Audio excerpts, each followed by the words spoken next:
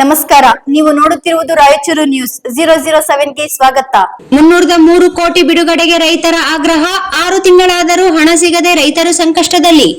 ಸರ್ಕಾರದ ವಿರುದ್ಧ ಅಮಿನಾ ಪಾಷ್ ದಿದ್ದಿಗಿ ಆಕ್ರೋಶ. ಹೋರಾಟದ ಎಚ್ಚರಿಕೆ.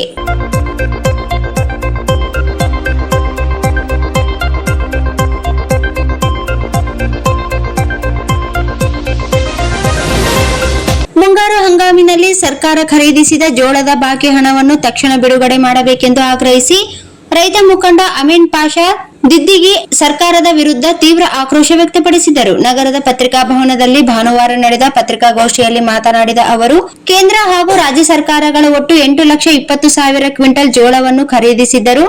ಇದುವರೆಗೆ ಕೇವಲ 80,000 ಕ್ವಿಂಟಲ್ ಜೋಳದ ಹಣ ಮಾತ್ರ ರೈತರಿಗೆ ಪಾವತಿಸಲಾಗಿದೆ ಎಂದು ಆರೋಪಿಸಿದರು. ಇನ್ನು 303 ಕೋಟಿ 55 ಲಕ್ಷಕ್ಕೂ ಅಧಿಕ ಹಣ ರೈತರಿಗೆ ಬಾಕಿ ಇದ್ದು, ಜೋಳ ಕಟಾವು ಮಾಡಿ 6 ತಿಂಗಳು ಕಳೆದರೂ ಸಂಪೂರ್ಣ ಹಣ ಬಿಡುಗಡೆಯಾಗದಿರುವುದು ರೈತರ ಆತಂಕಕ್ಕೆ ಕಾರಣವಾಗಿದೆ ಎಂದು ಹೇಳಿದರು.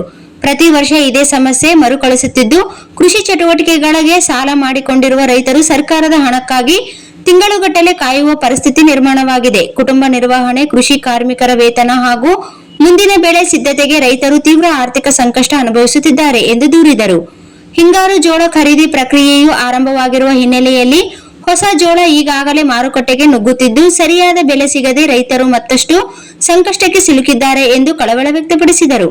ಈ ಸಮಸ್ಯೆಯನ್ನು ನೂತನ ಜಿಲ್ಲಾಧಿಕಾರಿಗಳ ಗಮನಕ್ಕೂ ತರಲಾಗಿದೆ. ರೈತರ ಪರಿಸ್ಥಿತಿಯನ್ನು ಗಂಭೀರವಾಗಿ ಪರಿಗಣಿಸಿ ವಿಳಂಬ ಮಾಡದೆ ಬಾಕಿ ಹಣವನ್ನು ತಕ್ಷಣ ರೈತರ ಖಾತೆಗಳಿಗೆ ಜಮಾ ಮಾಡಬೇಕು. ಇಲ್ಲವಾದಲ್ಲಿ ರೈತರು ಸಂಘಟಿತ ಹೋರಾಟಕ್ಕೆ ಮುಂದಾಗಬೇಕಾಗುತ್ತದೆ ಎಂದು ಸರ್ಕಾರಕ್ಕೆ ಎಚ್ಚರಿಕೆ ನೀಡಿದರು. ಈ ಸಂದರ್ಭದಲ್ಲಿ ನಿಂಗಪ್ಪ ಬಡೇಸಾಬ್, ಬಸವರಾಜ್ ಹಾಗೂ ಮಲ್ಲಾರೆಡ್ಡಿ ಉಪಸ್ಥಿತರಿದ್ದರು. ಇವತ್ತು ರೈತರು, ಕೂಲಿ ಕಾರ್ಮಿಕರು, ಆಯ್ಗಾರರು, ಯುವಕರು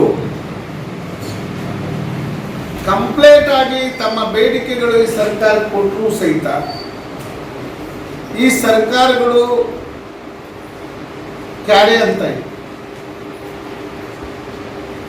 ಅದೇ ರೀತಿಯಾಗಿ 14/3/2026 ಕರ್ನಾಟಕ ಸರ್ಕಾರ ಮತ್ತು ಕೇಂದ್ರ ಸರ್ಕಾರ ಜೋಳ ಖರೀದಿ, ಮುಂಗಾರು ಹಂಗಾಮಿನ ಜೋಳ ಖರೀದಿ ಪ್ರಾರಂಭ ಮಾಡಿತು. ಒಟ್ಟು ಮುಂಗಾರು 8,20,000 ಕ್ವಿಂಟಲ್